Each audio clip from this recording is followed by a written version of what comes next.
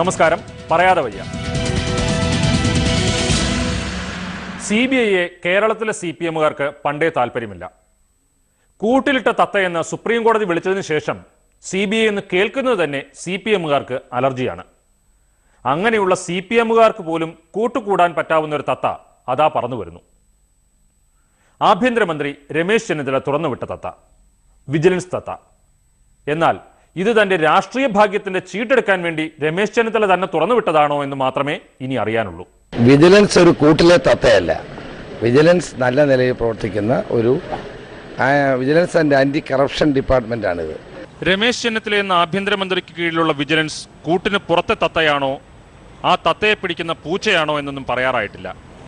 ഏതായാലും നമ്മുടെ മനസ്സിൽ അതൊരു പല്ലില്ലാത്ത സിംഹമായിരുന്നു.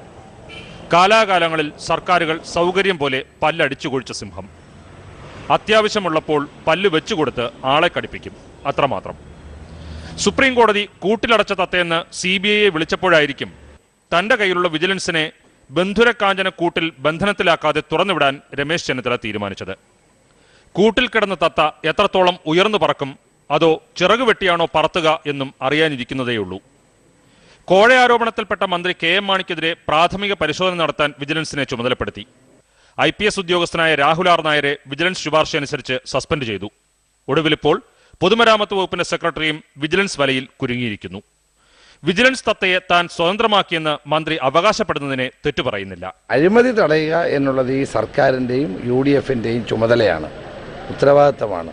അപ്പം ജനങ്ങളോട് പ്രതിബദ്ധതയുള്ള ഒരു സർക്കാർ അഴിമതിക്കെതിരെയുള്ള പോരാട്ടം ശക്തമായി തന്നെ മുന്നോട്ട് പോകും. പക്ഷേ വിജിലൻസ് മന്ത്രിയോട് ഒന്ന് മാത്രമേ പറയാനുള്ളൂ.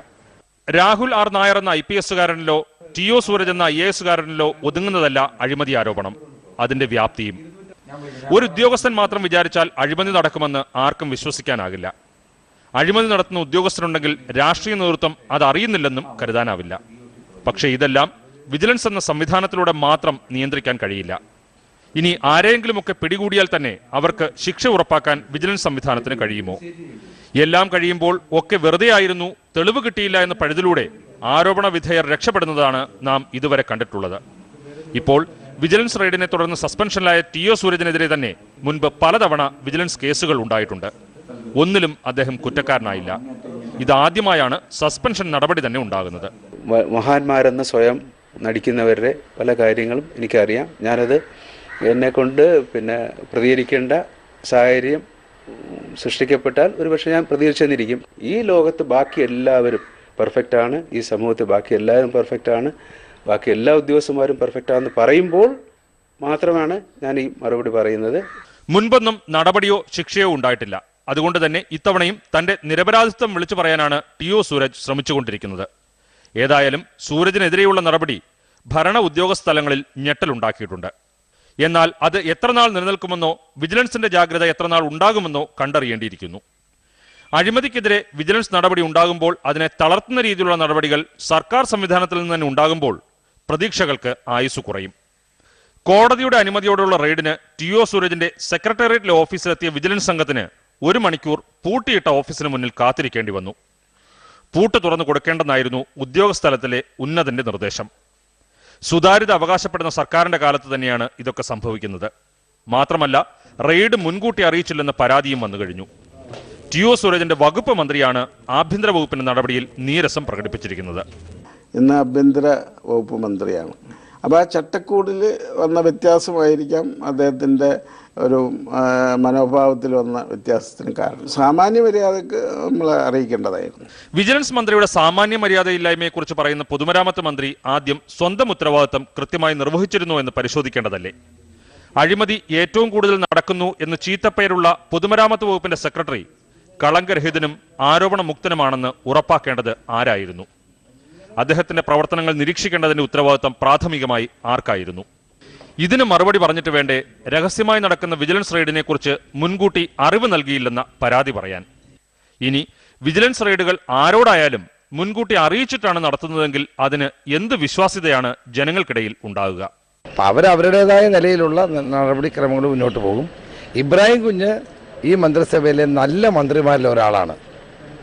അതുകൊണ്ട് അദ്ദേഹത്തിന് ഞാൻ മറുപടി പറയേണ്ട ആവശ്യമൊന്നുമില്ല.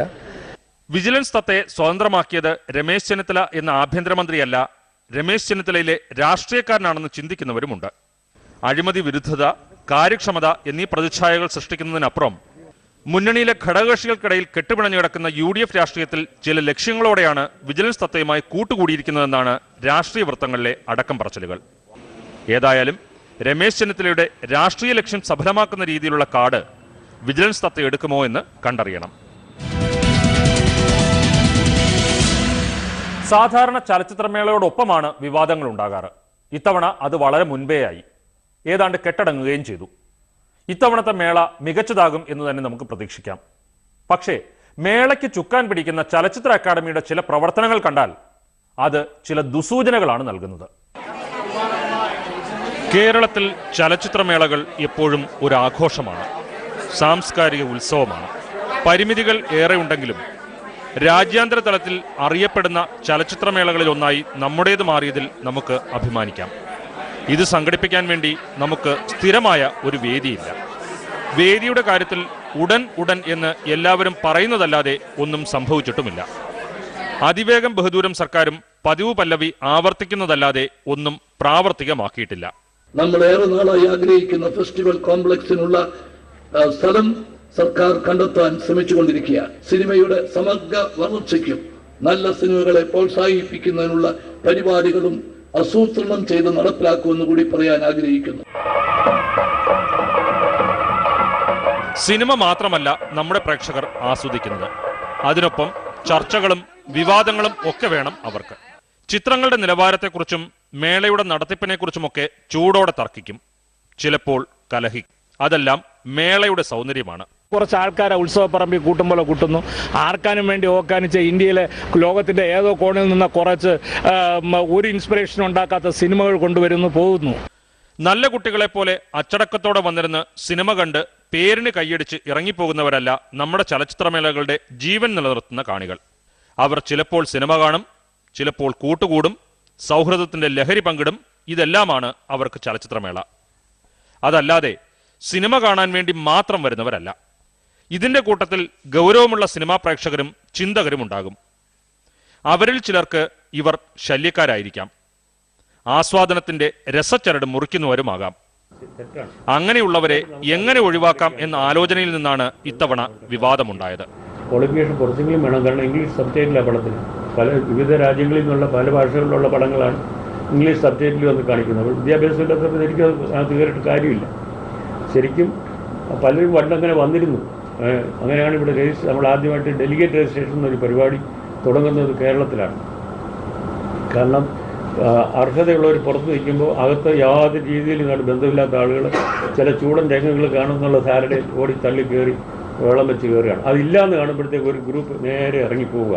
പടം കണ്ടുകൊണ്ടിരിക്കുന്നത് വലിയൊരു ഡിസ്റ്റർബൻസാണ്. അടൂർ ഗോപാലകൃഷ്ണന്റെ ഉദ്ദേശശുദ്ധിയെ ചോദ്യം ചെയ്യുന്നില്ല. സിനിമയെയും സിനിമ കാണലിനെയും തികഞ്ഞ ഗൗരവത്തോടെയും ആത്മാർത്ഥതയോടെയും കാണുന്നവർക്ക് കൂടിയുള്ളതാണ് ചലച്ചിത്രമേളകൾ, സംശയമില്ല. പക്ഷേ അടൂർ ഗോപാലകൃഷ്ണൻ അദ്ദേഹത്തിന്റെ ആശയങ്ങൾ അവതരിപ്പിച്ചതിലും അത് മറ്റുള്ളവർ ഉൾക്കൊണ്ടതിലും വന്ന തകരാറുകളാണ് ഇപ്പോഴത്തെ വിവാദത്തിന് കാരണമായത്. സിനിമ കാണുന്നവരും സിനിമ കാണാത്തവരും ചേർന്ന് നല്ല സിനിമകളെ ആസ്വദിക്കുന്ന ഒരു സമൂഹം, പ്രത്യേകിച്ചും ചെറുപ്പക്കാർ, വളർന്നു വരുന്നു എന്നതിനെ നമുക്ക് നല്ല മാറ്റമായി തന്നെ കാണണം. പരീക്ഷണ സിനിമകൾ ഒരുക്കാൻ പോലും യുവജനങ്ങൾ അധികമായി എത്തുന്നതിന്റെ കാരണവും മറ്റൊന്നല്ല. ഏതായാലും മന്ത്രി ഇടപെട്ട് പ്രശ്നങ്ങളെല്ലാം രമ്യമായി പരിഹരിച്ചു. പതിവ് പോലെ ആഘോഷമായി തന്നെ ചലച്ചിത്രമേള നടക്കും. ശ്രീ അടൂർ ഗോപാലകൃഷ്ണനെ പോലെ വിശ്വപ്രശസ്തനായ ഒരു മലയാളി സിനിമ ഫിലിം മേക്കർ അദ്ദേഹത്തെ ഒരു കോൺട്രവേഴ്സിയിൽ കൊണ്ടുവന്നത് കൊണ്ടുവരേണ്ടായിരുന്നു എന്നാണ് എൻ്റെ പക്ഷം. പക്ഷേ ഈ സർക്കാരും മന്ത്രിയുമൊക്കെ ചലച്ചിത്ര അക്കാദമി എന്ന ജന്മിക്ക് മുന്നിലെ കുടികിടപ്പുകാരനാണെന്ന് തോന്നിപ്പോകും വിധമാണ് കാര്യങ്ങളുടെ പോക്ക്. സർക്കാർ തീരുമാനത്തിന് പുല്ലുവില പോലും നൽകാതെയാണ് അക്കാദമിക്കാരുടെ പ്രവർത്തനം. സർക്കാരിന്റെ കാശും സംവിധാനങ്ങളും ഒക്കെ വേണം, ബാക്കി കാര്യങ്ങൾ ഞങ്ങൾ തീരുമാനിക്കും എന്ന ചിന്താഗതി. അതാണ് അക്കാദമി രീതി. ശിലവിഗ്രഹമായാൽ തച്ചൻ തീണ്ടാപ്പാടകലെ എന്ന് പെരുന്തച്ചൻ പരിതപിച്ചതുപോലെയാണ് ഇപ്പോൾ സർക്കാരിന്റെ അവസ്ഥ. അക്കാദമിയിലെ ഡെപ്യൂട്ടി ഡയറക്ടറുടെ കാര്യത്തിലാണ് ഏറ്റവും അവസാനം അത് വ്യക്തമായത്. കരാർ അടിസ്ഥാനത്തിൽ നിയമിച്ച ഡെപ്യൂട്ടി ഡയറക്ടർ കാലാവധി കഴിഞ്ഞിട്ടും എങ്ങനെയാണ് അക്കാദമിയിൽ വീണ്ടും തുടരുന്നത്? ഇതൊക്കെ അറിഞ്ഞിട്ടും കണ്ണടച്ചിരിക്കുകയല്ലേ ഈ സർക്കാർ? കാലാവധി നീട്ടി നൽകണമെന്നാവശ്യപ്പെട്ട് ഡെപ്യൂട്ടി ഡയറക്ടറായ ജയന്തി നരേന്ദ്രൻ നൽകിയ അപേക്ഷ പരിഗണന പോലും അർഹിക്കുന്നതല്ലെന്നും അതുകൊണ്ട് അപേക്ഷ തള്ളിയിരിക്കുന്നുവെന്നും കാണിച്ച് ചലച്ചിത്ര അക്കാദമിക്ക് സർക്കാർ കത്ത് നൽകി. അതിന് ഒരു കീറക്കടലാസിന്റെ വില പോലും അക്കാദമിയിലെ തമ്പ്രാക്കന്മാർ നൽകിയില്ല. ഡെപ്യൂട്ടി ഡയറക്ടർ ഇപ്പോഴും അതേപടി തുടരുന്നു. പിന്നീട് ചേർന്ന അക്കാദമി നിർവാഹക സമിതി യോഗത്തിലെ തീരുമാനമനുസരിച്ച് ഡെപ്യൂട്ടി ഡയറക്ടറെ കാലാവധി നീട്ടാൻ വീണ്ടും സർക്കാരിനോട് അപേക്ഷിച്ച് കത്തയച്ചിട്ടുണ്ട്. പക്ഷേ യോഗത്തിൽ പങ്കെടുത്തവർ പരസ്പരം ചോദിക്കുന്നത് അന്ന് അങ്ങനെ ഒരു തീരുമാനം എടുത്തോ എന്നാണ്. ചലച്ചിത്രമേള ഇങ്ങടുത്തു. അതുകൊണ്ട് ഡെപ്യൂട്ടി ഡയറക്ടറെ തുടരാൻ അനുവദിക്കണമെന്ന തന്ത്രമാണ് ഇപ്പോൾ അക്കാദമി പ്രയോഗിച്ചിരിക്കുന്നത്. ഈ സർക്കാർ അതിലും വീഴും. അർഹതയില്ലാത്തവരെ ഇരുത്തേണ്ടയിടത്ത് ഇരുത്തേണ്ട പോലെ ഇരുത്തുന്നതാണ് സർക്കാരിന്റെ ഒരു രീതി.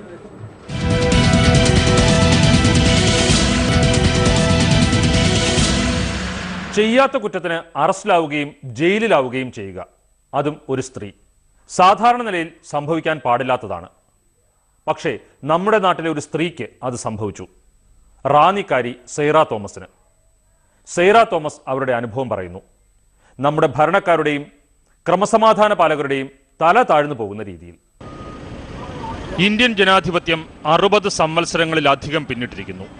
എന്നിട്ടും ഈ രാജ്യത്തെ പൗരന്മാരോട്, നിരപരാധികളോട് പോലും എങ്ങനെ പെരുമാറണമെന്ന് നമ്മുടെ നിയമപാലകർക്ക് അറിയില്ല എന്നത് ലജ്ജാകരമാണ്. പെരുമാറ്റദൂഷ്യം മാത്രമല്ല, തികഞ്ഞ കഴിവുകേടും അവർ പ്രകടിപ്പിക്കും. ഒരു തെറ്റും ചെയ്യാത്തവരെ കുറ്റവാളിയെന്ന് മുദ്രകുത്തി അപമാനിച്ച ശേഷം ഖേദപ്രകടനം പോലും നടത്താതെ അടുത്ത ഇരയെ തേടിയിറങ്ങുകയും ചെയ്യും. അതാണ് സെയ്റ തോമസിന്റെ അനുഭവം നമ്മെ ആവർത്തിച്ച് പഠിപ്പിക്കുന്നത്. ദുബായിൽ ഒരു കൺസ്ട്രക്ഷൻ കമ്പനിയിൽ ജോലി ചെയ്യുകയായിരുന്നു പത്തനംതിട്ട ജില്ലയിലെ റാന്നി സ്വദേശി സെയ്റ തോമസ്. സുഹൃത്തിന്റെ വിവാഹത്തിന് ചെന്നൈയിലെത്തി. വിമാനത്താവളത്തിലെ എമിഗ്രേഷൻ വിഭാഗം അവരെ പുറത്തുവിട്ടില്ല. എന്തിനാണ് തടഞ്ഞു വെച്ചിരിക്കുന്നതെന്ന് ഒരാളും അവരെ ഔദ്യോഗികമായി അറിയിച്ചില്ല എന്നിടത്ത് പൗരാവകാശ ലംഘനങ്ങൾ തുടങ്ങുന്നു. I was taken to the police station, that is the airport police station. Over there, an officer, all he said to me is, "Do you know what you're accused of?" I told him, "I'm not the accused. I mean, I've not done anything wrong. You tell me what is wrong." There's a case against you, and that's it. In the case, where oru details and therunilla. He just started writing off my details, as in, okay, your name, your place, whatever, and he was filling up details for me instead of asking me. എന്നിട്ട് പറഞ്ഞു, we have to hand you over to Kerala police because there's a case registered in Punnallur and we have to keep you in custody until they come and take you. എന്നിട്ട് they treated me like a real criminal, you know. They took away my phone, my money, my card, my jewelry, everything was taken into custody and they said we'll hand everything off when the Kerala police comes in. ഇന്റർപോളിന്റെ നോട്ടപ്പട്ടികയിലുള്ള Saira Williams എന്ന മലയാളിയുടെ പേരിനോടുള്ള സാമ്യമാണ് സെയ്റ തോമസിനെ തടഞ്ഞു വയ്ക്കാൻ കാരണമായതത്രേ. സെയ്റ വില്യംസിന്റെ അച്ഛന്റെ പേരും സെയ്റ തോമസിന്റെ പിതാവിന്റെ പേരും തോമസ് ആണെന്നും കണ്ടെത്തി. In every sense they wanted to prove that I'm Sarah Williams. When I said I'm not Sarah Williams, my passport says I'm Sarah Thomas. My father's name is Thomas Abraham. The Sarah Williams father's name is Thomas Verghese. Adu manasilavthille. My mother's name is Mariamma Thomas. This woman's mother's name is Aniyamma Thomas. I mean, come on, at least something went and nammale frame cheyan at least. Even framing, I really say framing in inverted commas. Enduyilum match cheyna, they're saying it is Sarah and Sarah matches. Fine, okay. Father's first name matches. Adodu goodi father onnavumo illa. Spelling. Plus the spelling is there. That Sarah Williams is SARA. I am SARAH. Adu aarum kannunilla. Avar adonnum nokkunne illa. Plus year of birth, 1975, how many people will be born in 1975, man? I mean, am I the only person and that's Sarah the only person? They don't see it as a valid point. They're just saying 1, 2, 3 things match, fine, we suspect you. What do you tell them? They won't even listen to you when I say I am not. She's from Punnallur. I'm not from Punnallur. I'm from Pathanthita, Ranni. Chennai police Saira തോമസിനെ പിന്നീട് കസ്റ്റഡിയിലെടുത്തു. Saira Williams കസ്റ്റഡിയിലെന്ന പേരിൽ വാർത്തകളും പ്രചരിച്ചു. ആള് മാറിയെന്ന സെയ്റയുടെയോ ബന്ധുക്കളുടെയോ ആവലാതികൾ മുഖവിലക്കെടുക്കാനോ രേഖകൾ പരിശോധിക്കാനോ police തയ്യാറായില്ല. Police പരാജയപ്പെടുമ്പോൾ മനുഷ്യാവകാശത്തിന്റെ സംരക്ഷണം ഏറ്റെടുക്കേണ്ട കോടതിയും എന്തുകൊണ്ടോ ആ ചുമതല നിർവഹിച്ചില്ല. അച്ഛനൊരു തോമസ് ആയതുകൊണ്ടും 1975 ജനിച്ചതുകൊണ്ടും മാത്രം സെയ്റ തോമസ് ജയിലിൽ അടയ്ക്കപ്പെട്ടു, ക്രിമിനലാക്കപ്പെട്ടു. The prison is an experience which I wouldn't want anybody to experience because after, having done nothing wrong, you go to prison for the wrong reasons. Adila, you are treated just like any other criminal. It's basic humiliation. total humiliation, I have to say, because I don't think anybody would want to go to prison, even after committing a crime. Yeah. And there, like every other prisoner, I think, I mean, you have to explain to each and every person as to what happened. Each and every official will ask you what happened. And it's not their fault. I can't blame them also, because they look at you like a criminal. They treat you like a criminal. You eat and drink what every other criminal has to eat and drink. I mean, it totally kills you inside. കേരളത്തിൽ നിന്ന് അടുത്ത ദിവസമെത്തിയ police സംഘവും ബാലിശമായ താരതമ്യങ്ങളിൽ വിശ്വസിച്ചു. Sera Williams എന്ന് ഉറപ്പിച്ച് ക്രിമിനലായി തന്നെ കേരളത്തിലെത്തിച്ചു. വർഷങ്ങളായി വെട്ടിച്ചു നടന്ന സേറ വില്യംസിനെ പിടിച്ചുവെന്ന ഭാവത്തിലിരുന്ന് നമ്മുടെ പോലീസും കിട്ടിയത് യഥാർത്ഥ പ്രതിയാണോ എന്നറിയാൻ മെനക്കെട്ടില്ല. ഇത്രയും നാളിൽ പറയാത്ത ഒരു കാര്യം the face matches. Now I'm sure all of you have seen Sarah Williams' face in the picture that is on Google. Ilya, can anybody say how I resemble her? I have no clue. ഇത്രയും നാളും ഇല്ലാത്ത resemblance, all of a sudden this, you resemble her. I cannot believe it. I mean, at least I'm not convinced that I look like her. I don't think any of you would be convinced that I look like her. And you know, even I later came to know that 29th in the arrest, it was published in the papers and the news that it was Sarah Williams who was arrested. Now, must be the officials who gave this out. I mean, whoever gave this out wanted to claim that Sarah Williams is caught. They just wanted to take credit and frame me. ദിവസങ്ങൾ നീണ്ടുനിന്ന മാനസിക പീഡനം. ഒടുവിൽ പോലീസിന് അമളി ബോധ്യപ്പെട്ടു. സേറ തോമസിനെ വെറുതെ വിട്ടു, ഒരു ഖേദം പോലും പ്രകടിപ്പിക്കാതെ. അപ്പോഴേക്കും സേറ തോമസ് എന്ന വ്യക്തിയുടെ സ്വാതന്ത്ര്യത്തിനും അഭിമാനത്തിനും വലിയ മുറിവേറ്റിരുന്നു. Basic torture, of course, will be when you are in prison without no reason, and being treated like a criminal. I mean, can you imagine? പോലീസുകാരുടെ നടുക്ക് നമ്മളെ police like they're taking you into custody, and common publicൽ പോകുമ്പോഴത്തെ ഹ്യൂമിലേഷൻ എന്താണെന്ന് ആലോചിക്കാവുന്നതേ അല്ലേ ഉള്ളൂ. I mean, you know how it is.